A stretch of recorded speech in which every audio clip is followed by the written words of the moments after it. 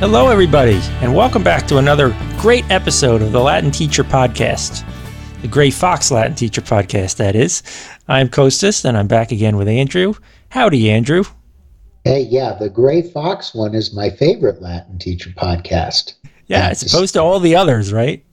Yeah, well, there's some competition, but I think this one comes out ahead. That's my opinion. And today we're going to be reviewing some things, right?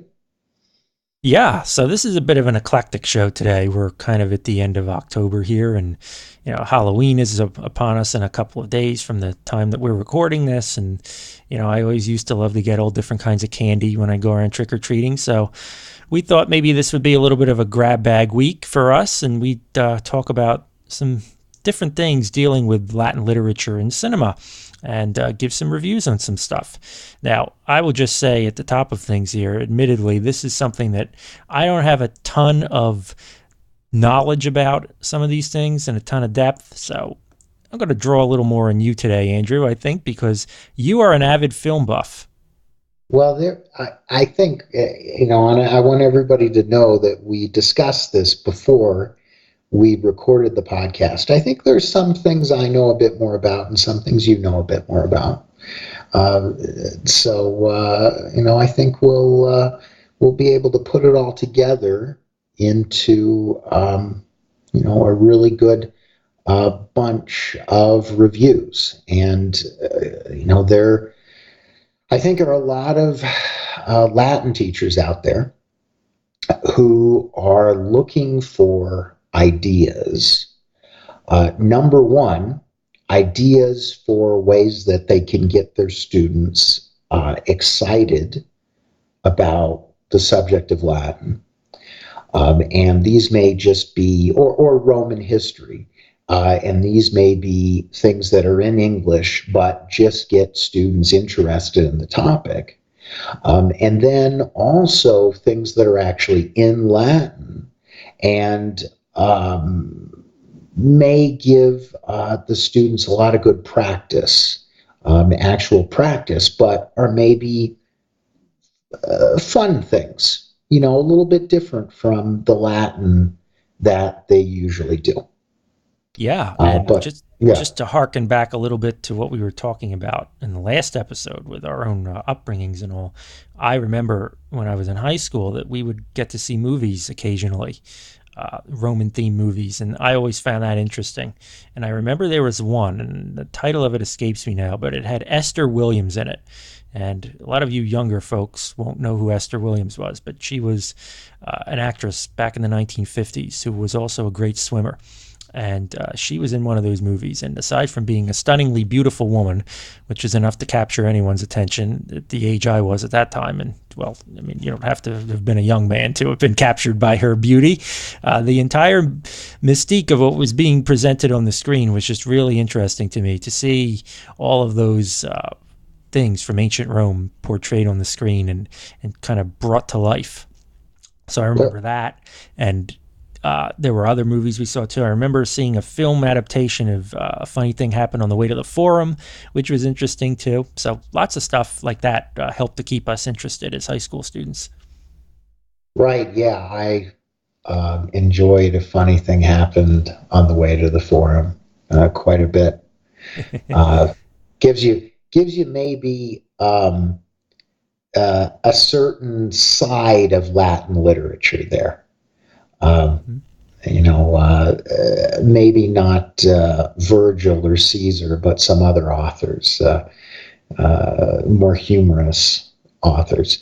But there was one movie that you were talking about, Kostas, that you particularly enjoy, a Roman-themed movie. What was that? I believe you're probably referring to Spartacus. Is that the one you're talking about? I am Spartacus. No, I'm Spartacus. And I know that's gotten a little run lately for other reasons, but so Spartacus was a fantastic movie. I loved it. Naturally, of course, because Spartacus was a real person, which always helps when there's at least some thread of historical veracity to what you're watching. And of course, that's Hollywood, and Hollywood's always taking liberties with things. We know that. So nothing is ever 100% completely accurate. But I thought the cinematic presentation of that story was pretty darn good. And Kirk Douglas was great in his role. And yeah, that was one of my favorite Roman theme movies from older times, at least. And I really enjoyed it quite a bit. And I think that's probably a favorite movie of a lot of people. You'll hear that mentioned quite often when you talk about Roman movies. I think a lot of people think of Spartacus. Well, I mean,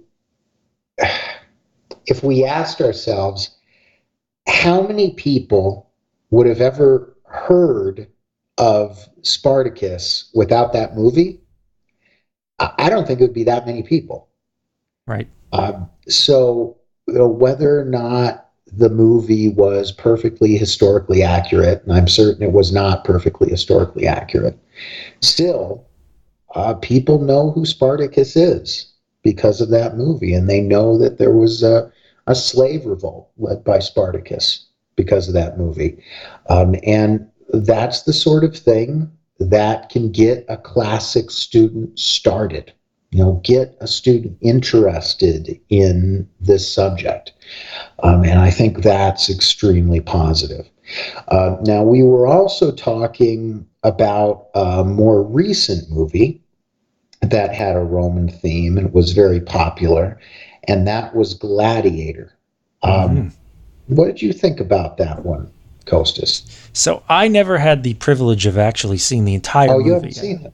No, I've seen parts of that one. It seems that I don't get to see a lot of movies all the way through. I either see parts of them or I turn off completely. And you and I were talking about this a little before the show, that if something's really, really popular, as you'll find out when we get into another topic in a bit, I tend to steer away from it. And I don't see or hear a lot of these things that other people do. I think in this case you did the right thing. Now, I don't want to put I don't want to put the movie Gladiator down too much, because there are parts of it that really do give people some sort of idea of Rome and some of the things that went on in Rome. But I personally thought it was kind of a mess. I started watching the movie, and then there were some fights, and there were gladiators fighting, and then there were gladiators fighting wild animals, and then the movie was over, and it wasn't really clear to me what the purpose of it had been. So, but still, I know that a lot of people like that movie. I know it was popular. And if that gets students interested a little bit, then I think that's a positive thing. It wasn't for me. If I had to choose between Gladiator and Spartacus, I choose Spartacus every time. Yeah, Spartacus. And, I think it just seems that the classics really kind of hold up. I mean, we're talking all about classics as it is, and I think that's kind of the same in cinema also. Without getting on a long diatribe about this, I've always enjoyed movies that were from the older times, really more than a lot of the modern day films that we have. Well, okay, we didn't talk about this before we started recording, but another one is Cleopatra. Yeah. I just thought of that one, and that actually presents quite a bit of interesting Roman history. Mm-hmm. So I would recommend that one as well. Now that one I did enjoy. Yeah, I've seen most of that one also, but yes, I agree. Yeah, I mean, I don't know exactly what the year was, but it was from the same, very close to when Spartacus came out. They were from the same period, I think. Yeah. Must have been the mid 60s, something like that. Yeah, well, it's the golden age of Hollywood right there. Well, they, maybe golden age of Roman Hollywood movies. There were a couple good ones, and so yeah. I mean, we've got a collection of movies, and I do remember that when I was in high school, we watched Cleopatra in class. Mm. We took a couple class periods and watched that. And I think probably the class appreciated that and was interested in that. Yeah, it's like a There's a 5-hour movie, so yeah. Yeah, it must have been a few classes. Yeah, it's a We long one. I don't know. We probably should have been studying Latin, but I wasn't in charge. Another, now that we're talking, I'm thinking of them now. Actually, another one we saw in my high school Latin class was this movie Masada. Hmm. Yeah. Have you seen that? I have not, but I've heard quite a bit about it. I think this was maybe a TV movie, Mm. possibly. Yeah. Now, when you hear TV movie, you think, well, it must not be that good. But actually, I really liked this one. Hmm. It it gave you, well, I mean, there were a lot of positive things. I mean, number one, it just presented an interesting historical event having to do with Rome, having to do with the Romans. In this case, they were in Palestine. And they were besieging this uh, Jewish fort called Masada Yeah. that some Jewish rebels were in, and they'd been chasing them around. So they called them the Zealots. These were the Zealots, and they were rebelling against Rome, and so the Romans decided they were going to deal with this, and they dealt with them and dealt with them, and then at the very end, they ran to Masada, and the movie is about the siege of Masada. And I don't want to give it away, but the big exciting moment in the movie is not actually an historical event or anything that happens between characters or even about a person or a character. It's when they present the siege engine in the movie, and you haven't seen it up till then, and you don't know what's going to happen. How are they going to besiege this place? And then they roll this enormous siege engine out from behind this hill, and you go, aha, that's how it's going to happen. uh, so I remember that. uh, I don't think, no, I think I actually did see it one more time since then. Hmm. And it held up. I felt it was a quality movie, and maybe something Latin teachers might want to check out and show their students. Yeah, and those are hard to come by when you can find something that's quality like that. Because let's face it, there's a lot of junk also. Without getting into too much detail about all that, because we're positive people and we want to be uplifting and instructive and helpful. Oh, we're the most positive. We do try. So, Andrew, there was another thing that you were telling me about that I had not heard of, actually. Something called Imperator Emperor? Yeah, so there is this short Polish-made movie that is all in Latin, Hmm. and it's about the Emperor Otho. And it's no Masada, it's no Spartacus, but it is all in Latin, and it's really pretty neat. Now, I bet a lot of people listening to this show have seen this, but there are also probably a lot of people who haven't. Uh, I would just, it's on YouTube, so type in Imperator Latin, and this should come up. And it is really, a rather well made short film. And I think you might want to check it out. And that's something that students might might find really interesting, because, I mean, you and I talk about this a lot, Kostas. Uh, Unfortunately, a lot of students get the message that Latin is not a living language. Mm-hmm. And so it's great when there are movies that are in the Latin language. There are modern books that are translated into Latin. These really get that message across, which I think is essential. So that's another one, Imperator. Uh, but we don't just want to talk about movies. We want to talk about books also, right, Kostas? Right. So there's something that I came across when I was in college, something called The Name of the Rose, El Nome Mm-hmm. della Rosa, actually by Umberto Eco, which was a really good book. And while it's not Latin proper, there are chunks of Latin in it. It's sort of this from the medieval period. If I could get the words out tonight. Medieval period, and Yeah. it's a story about. This is actually a little bit of foreshadowing to something we'll talk about later. It's this Franciscan Right. friar, and he's got a sidekick, and they're solving a murder mystery.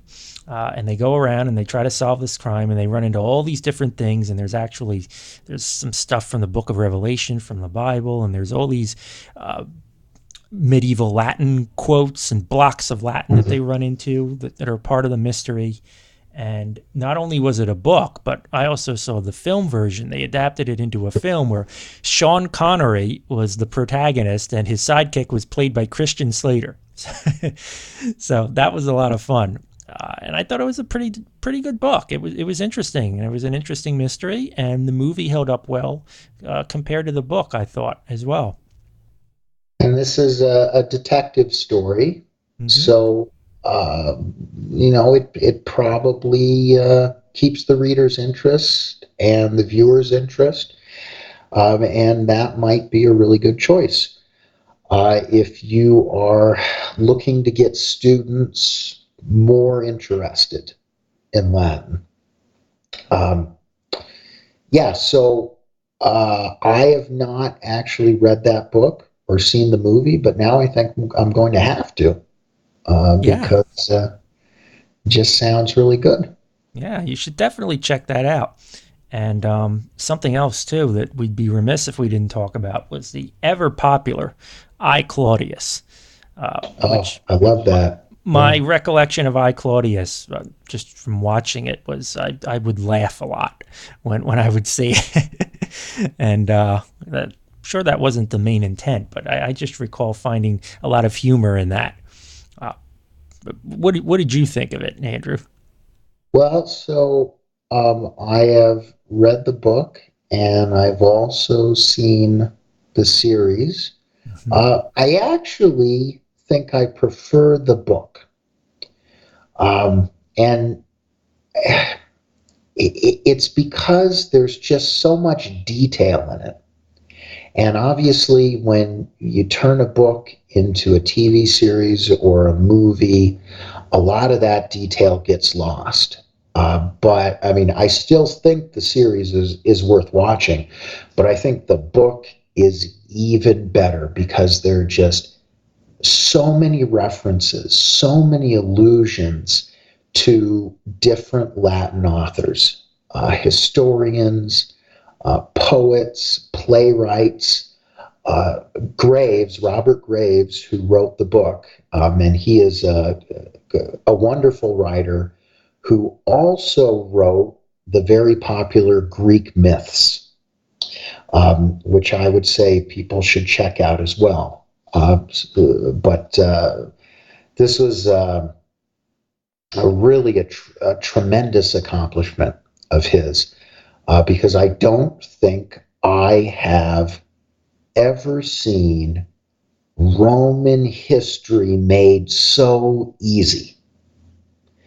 Roman history is put in the context of a great story that moves along. And the thing is, it isn't a story that's put on top of Roman history. It is Roman history. It's just that he kind of zooms in a little bit. And he makes up some little details that maybe we don't know. It's historical fiction, and it's focused on the Emperor Claudius, but it starts when he is a small boy, and then, um, he tells us all the history that's happening, all of the great literature that's going on at the time, et cetera, et cetera. I mean, it's so packed with great stuff.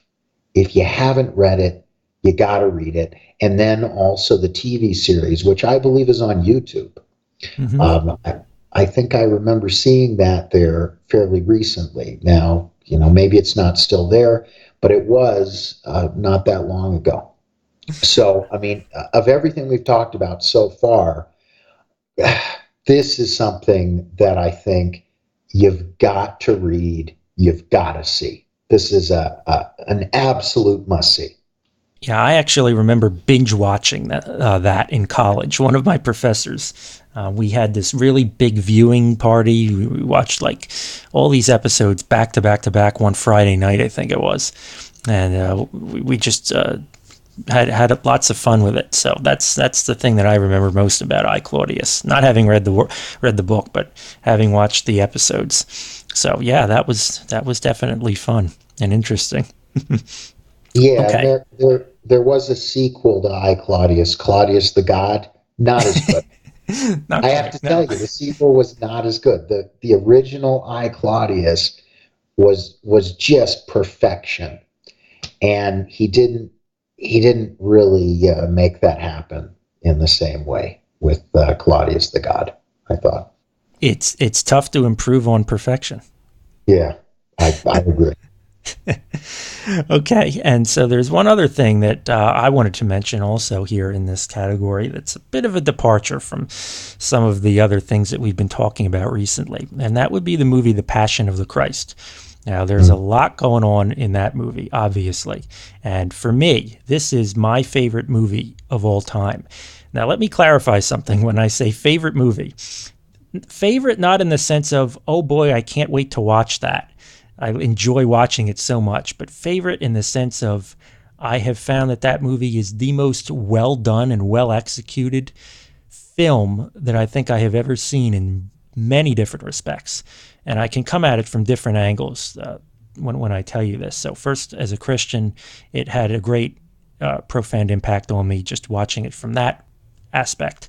As a musician, the music, the score in that film is flawless, and they just know exactly when to use the music too, because it's obviously the subject matter is extremely delicate and something that can't easily be just done in the way that many other films could be done.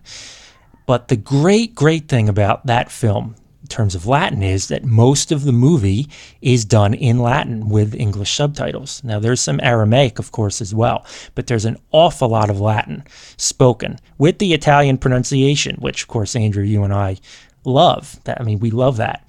And a big part of that is because many of the actors in the film were Italian. And so for them, that had to be a bit of second nature to sort of use that pronunciation. But what I found so remarkably fascinating about that film was how the dialogue was effortless for all the actors involved. And of course, Mm. the man who played Jesus, Jim Caviezel, who's not Middle Eastern or anything, and he spoke what seemingly, anyway, to me, to my ear, not knowing Aramaic though, but sounded Right. like flawless Aramaic, just rolling off the tongue.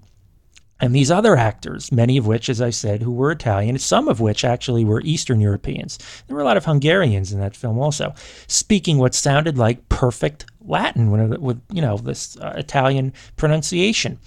And So yeah, they paid a lot of attention to that aspect of it then. oh, yeah, tremendous. And this is one of the other reasons why Right. I called it my favorite film, because the attention to detail in that movie is extreme. It's just incredible. The Mhm. cinematography, the pronunciation of words, just right down to every last detail. I mean, Right. if what you were seeing weren't so shockingly brutal at times, you would be in awe of the way it was done and how it was done. It's really something that defies words for me. It defies explanation. And so, well, obviously it will not be for everyone because of, again, the themes involved and the religious aspect and all of that. I think anybody who knows Latin, who's interested in Latin or language or even just film in general, you owe it to yourself to at least watch that movie once and see how well done it is. It's just a really, really well done film. Well, yeah, I mean, there's no question that in movies, there's a tendency not to worry too much about foreign languages. Mm-hmm. The actors often do not pronounce them very well. I mean, a lot of the time, the audience doesn't necessarily know.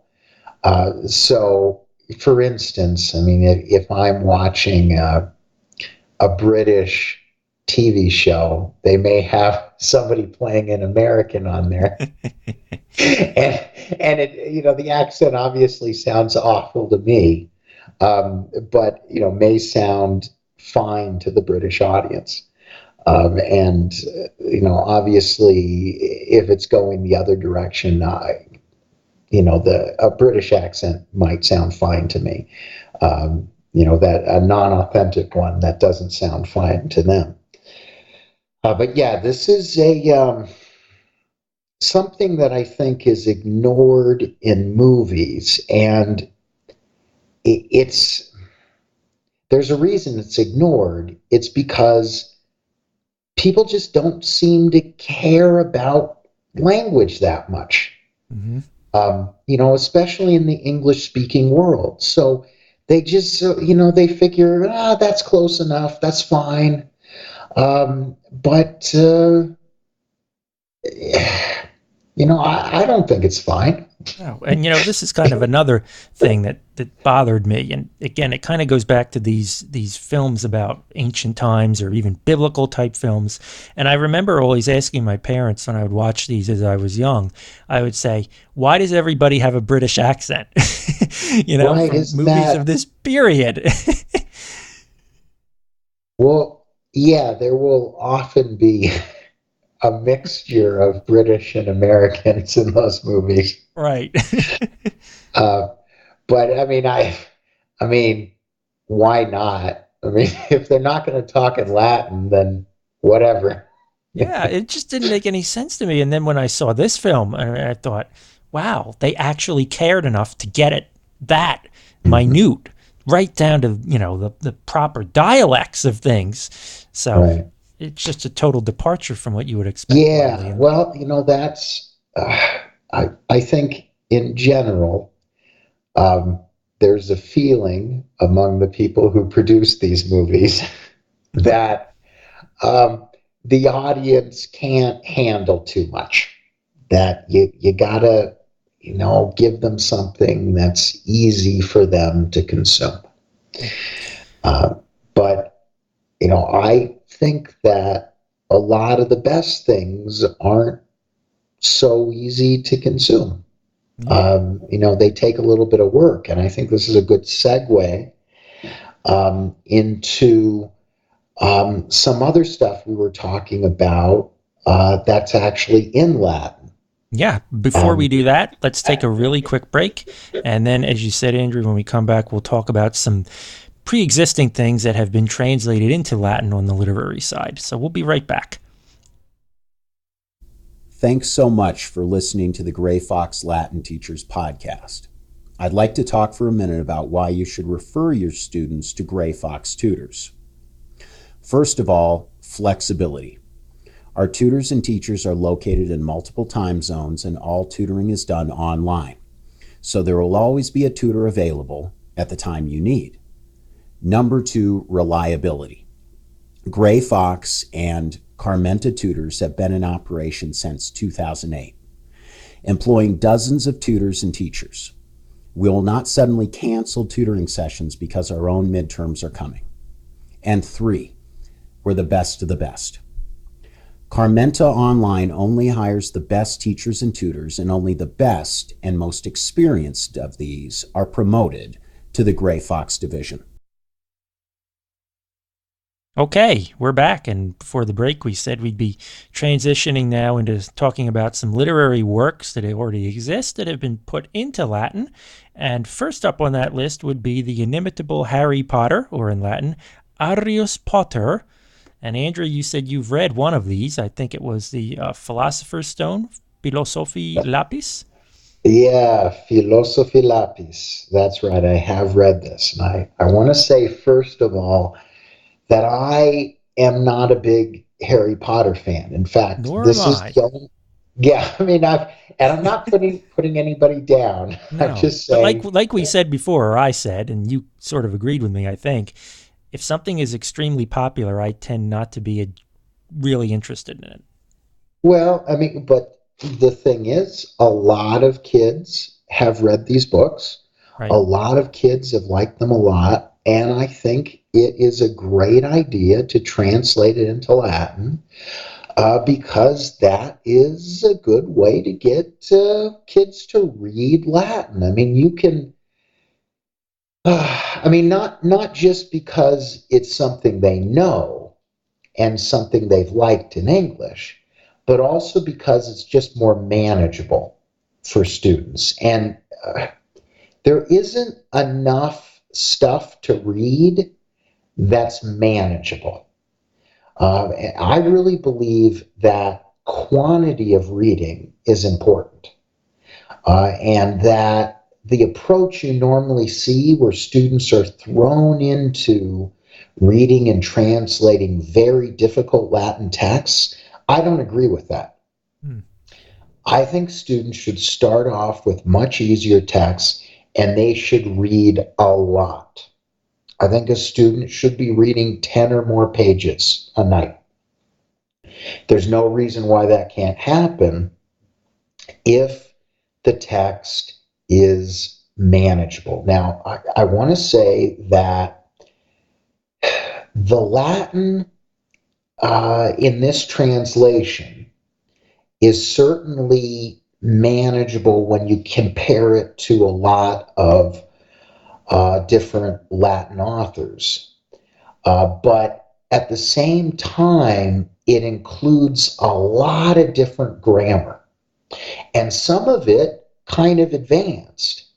And so when the student reads this book, the student is constantly being pelted with uh, different elements of grammar, uh, dependent clauses, different ablative uses, just over and over and over again. And the student ends up having to learn these things because of all that repetition.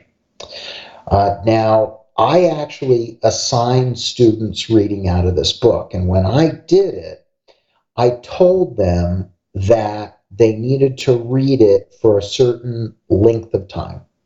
So I said, you need to read this for 1 hour.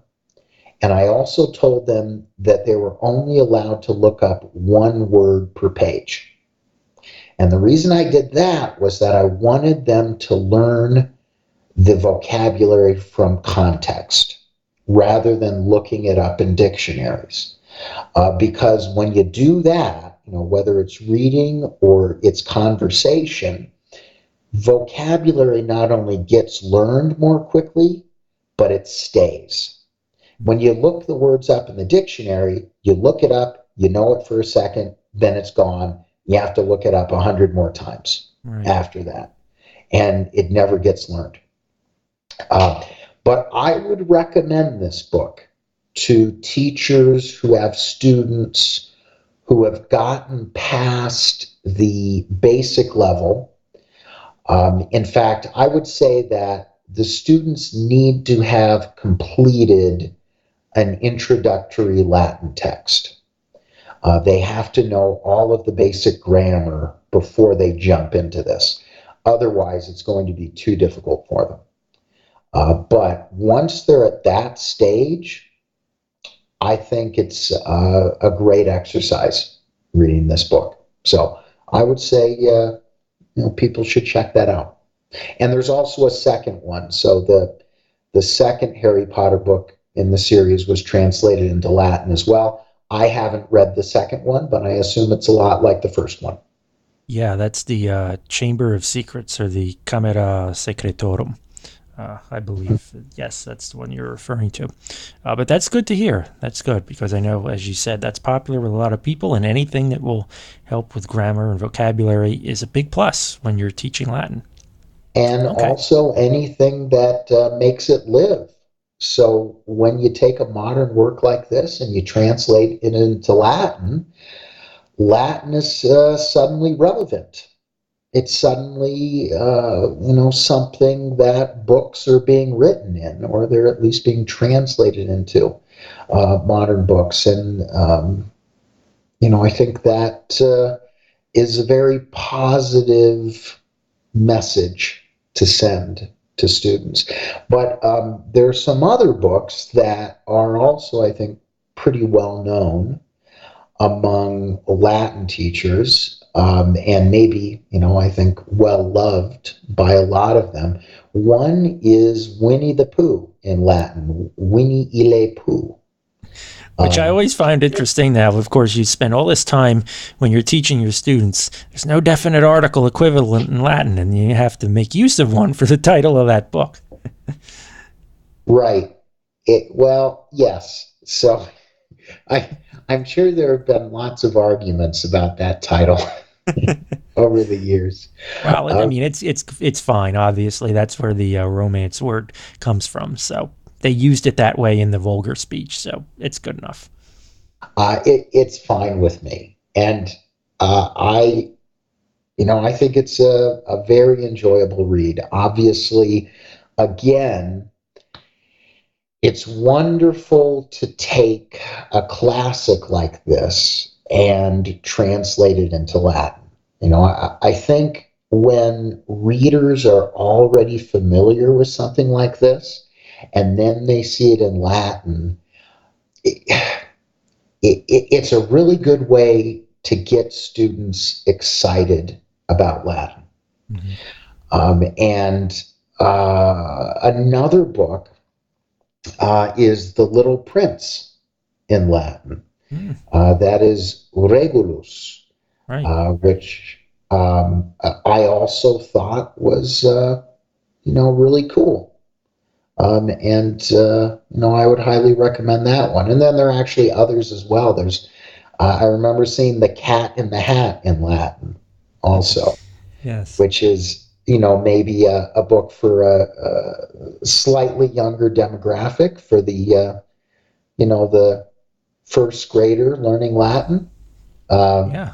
And we've had more than one, very young students learning Latin. And I think something like that is, a really good way to get them into it. And often it's an excellent goal.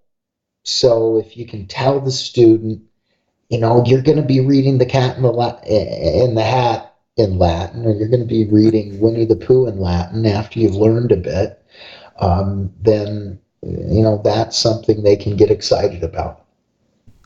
Yeah, absolutely. And of course, you were saying that it helps to get the people interested and excited. And yeah, for younger students, things like that would definitely do that, I think.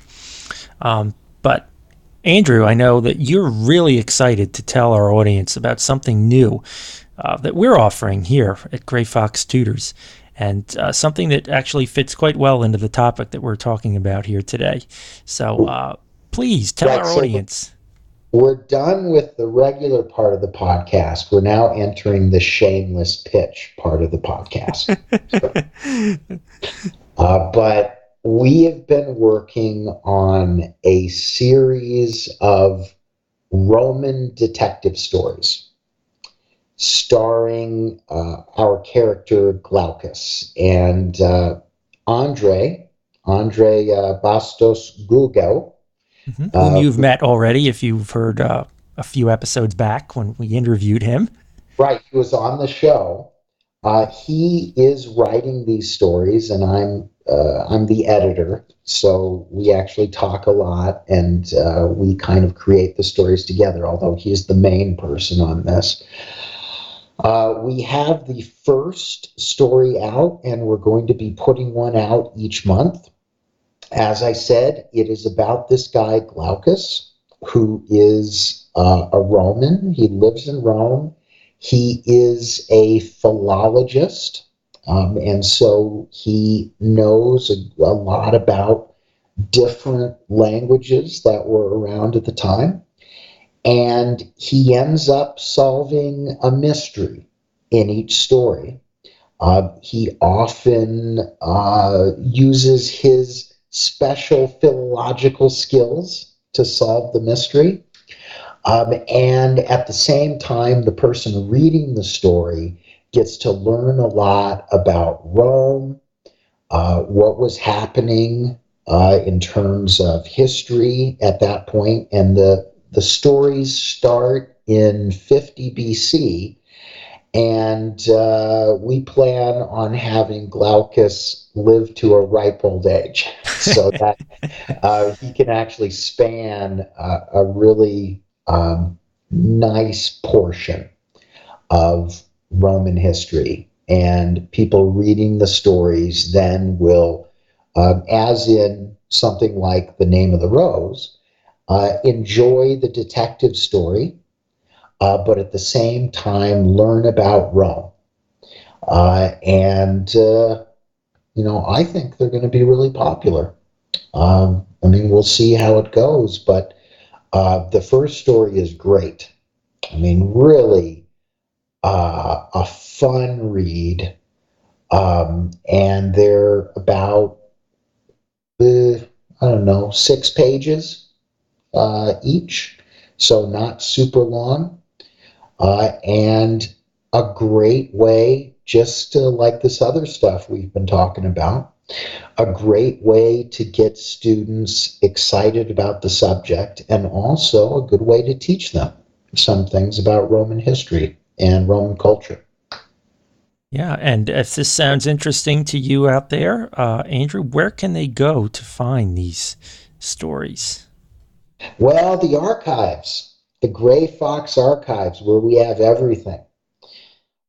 So you should definitely head over to the Gray Fox archives, and right up near the top of the menu, I think right under the link to the conversational Latin book, which is up at the top, is a link to the Glaucus stories. And as I said, we have the first one up, but we're going to have a new one out each month. So we're going to have the second one out in a week or two. I